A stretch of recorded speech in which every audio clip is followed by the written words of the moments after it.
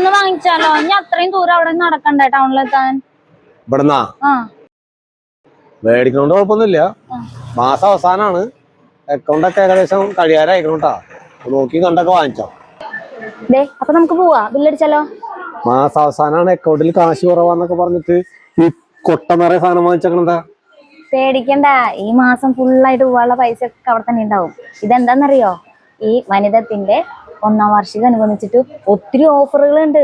അത് മാത്രമല്ല നമ്മുടെ സേവിങ്സ് കാർഡും ഉണ്ട്. ഇത് രണ്ടും ഉപയോഗിച്ചിട്ട് നമുക്ക് ഒത്തിരി പൈസ ലാഭിക്കാം. കുറച്ച് പൈസക്ക് ഒത്തിരി സാധനങ്ങൾ മേടിക്കാം.